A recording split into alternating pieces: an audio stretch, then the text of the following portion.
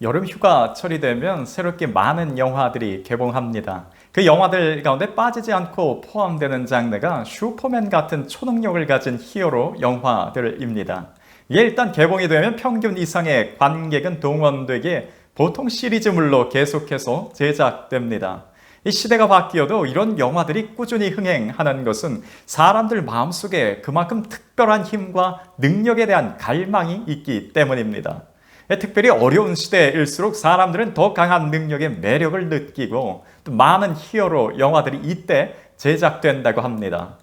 그런데 놀라운 것은 영화에나 등장할 것 같은 이 초월적인 힘이나 순간적인 공간의 이동 또 미래에 대한 예지 능력, 이 슈퍼 항체의 이상의 치유 능력을 가진 히어로들의 원조가 이미 성경에 존재한다는 것입니다. 그 특별한 능력을 가진 사람들의 이야기가 이 영화 속 스토리만이 아니라 실제 존재하는 실화였습니다. 삼손은 맨손으로 사자를 때려잡았고 나귀 턱뼈 하나로 블레셋 사람 1000명과 싸워 이겼습니다. 아무리 특별한 전투 기술을 체득했거나 몸을 단련한다 해도 보통 사람에게 있어서 절대 나올 수 없는 그런 능력입니다. 사실 1000대1로 싸워 이기는 장면은 영화에서도 잘 안 나오는 그런 그림입니다. 사람의 상상력과 능력치를 한참 넘었습니다. 또 중력을 무시하고 공간을 이동한 사람들도 나옵니다. 엘리야가 갈멜산에서 불을 내리고 난 이후에 40km나 되는 거리를 이동을 하는데 아합 왕은 마차를 타고 이동했고 엘리야는 그 마차 앞을 달려서 갑니다. 성경에 구체적인 묘사가 나오는데 엘리야가 허리를 동이고 달렸다고 나옵니다. 허리를 동였다라는 것은 달리는데 지장이 없도록 긴 옷의 아랫부분을 허리에 묶었다라는 뜻입니다. 이 상태로 마차에 앞서서 달렸습니다.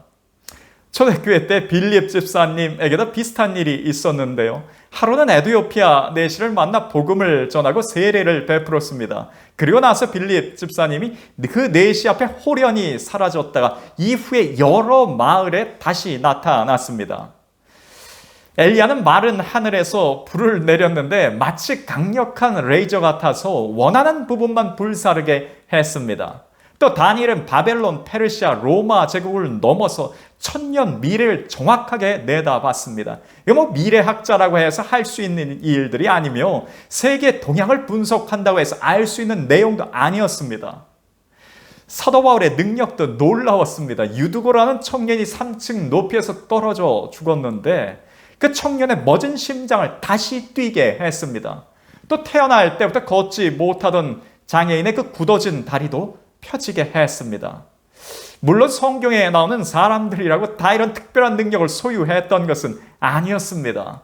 그런 능력을 가졌던 사람들은 이거 어떻게 해서 이 놀라운 힘을 소유하게 됐는지, 이게 태어날 때부터 뭔가 다른 면이 있었는지, 이들에게 한 가지 공통점이 있었습니다.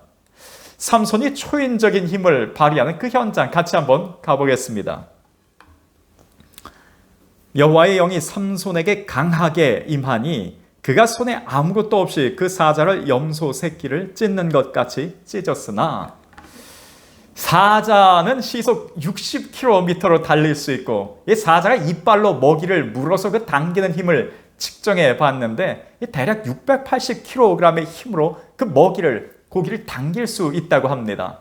그러니 일반 사람이 사자를 만났을 때 도망치거나 살아남을 수 있는 확률은 없습니다. 그런데 삼손은 이 사자를 아주 손쉽게 처리했습니다. 이때 삼손이 어떤 상태였는가? 하나님의 영, 성령이 강하게 임재한 상태였습니다. 블레셋 사람 1000명을 물리칠 때 그럼 어떤 상태였는가? 여호와의 영이 삼손에게 갑자기 임하심에 그의 팔 위에 밧줄이 불탄 삼과 같이 그 결박되었던 손에서 떨어진지라. 삼손이 나귀의 새 턱뼈를 보고 손을 내밀어 집어들고 그것으로 1000명을 죽이고 라고 되어 있습니다. 예전 중국 무술 영화에서 이 주인공이 좀 무리해서 싸워봐야 수십 명이었는데 삼손에게 여호와의 영이 성령이 급하게 임하심에 1000명과 대결해서 싸워 이깁니다. 엘리야가 마차보다 빨리 달리는 장면, 열왕기상에 이처럼 나옵니다.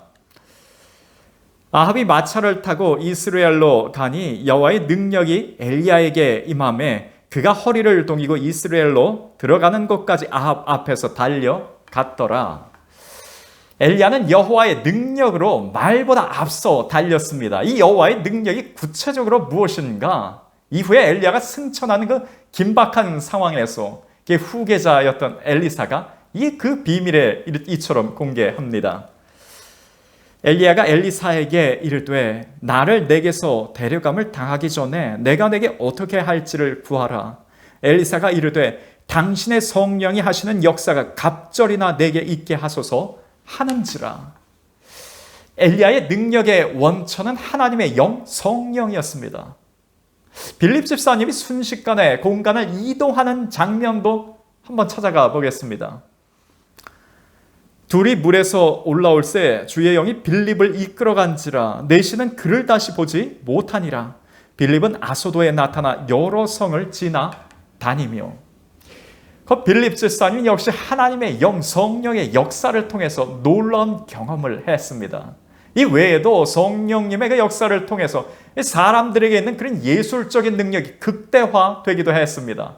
오홀리압과 부살렐이라는 사람이 있었는데 이들은 성전 안에 필요한 기구들을 만드는 일을 했습니다.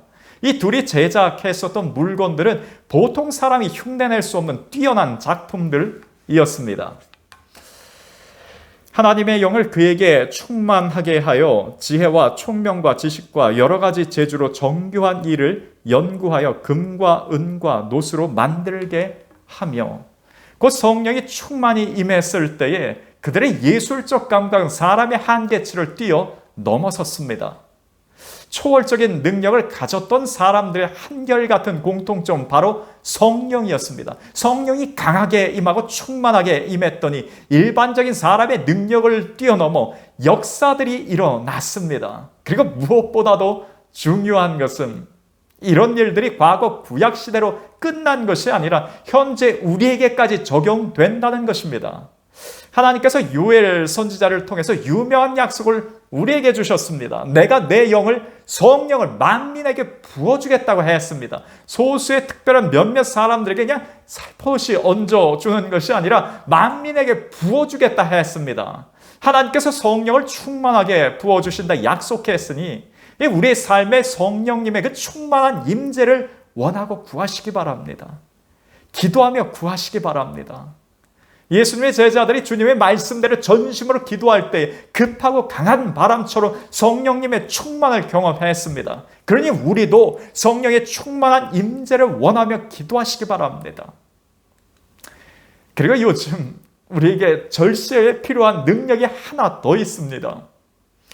코로나19 확진자가 다시 10만 명에 육박하고 코로나 외에도 어떤 발열과 수포를 동반한 원숭이 두창이라는 새로운 전염병이 75개국으로 확산되어서 세계보건기구에서 국제적 비상사태를 선포했습니다. 그러다 보니 슈퍼 항체, 슈퍼 면역력 같은 단어들이 눈에 확 들어오기 시작했습니다. 이런 능력들은 성경에 없는가? 있습니다. 부활하신 예수님께서 제자들에게 마지막 당부를 하고 승천하셨는데 그 마지막 당부의 말씀이 마가복음 16장에 이처럼 나옵니다.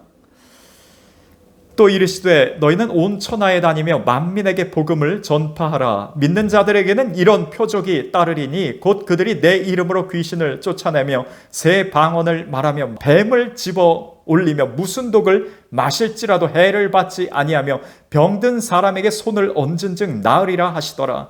제자들이 나가 두루 전파할세 주께서 함께 역사하사 그 따르는 표적으로 말씀을 확실히 증언하시니라.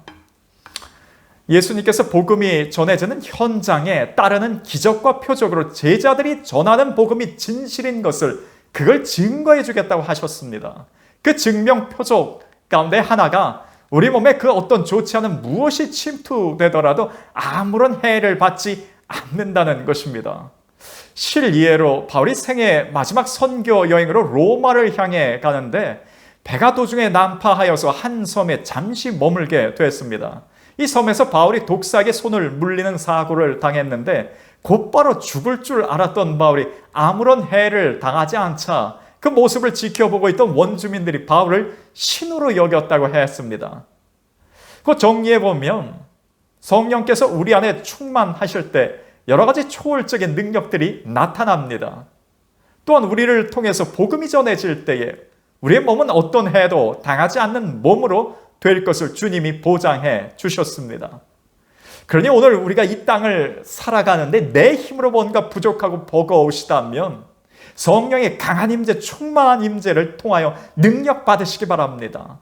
성령의 충만함을 사모하면서 기도하시기 바랍니다. 사모하고 기도하는 분들의 그 능력 부어주실 줄 믿습니다. 그리고 성령의 충만을 사모하는 분들이 쉽게 죄를 지으시겠습니까? 자신의 즐거움만을 위해서 사시겠습니까? 성령의 충만을 사모하며 우리가 기도할 때에 우리 신앙에 대단히 큰 유익들이 있을 것입니다. 또 주님께서 보장해 주신 것처럼 우리를 통해 복음이 전해질 때 우리 몸 특별해집니다. 우리 이웃들에게 말로 복음을 전할 수 있고요. 우리의 선행 착한 일을 통해서 예수를 나타내고 복음을 전할 수도 있습니다. 물질을 베풀며 구제하는 것을 도구로 해서 복음을 전할 수도 있습니다. 그 어떤 통로가 되었든 나를 통해서 예수 그리스도의 그 복음이 전해진다면 그 현장에서 오늘도 주님의 표적은 나타날 것입니다.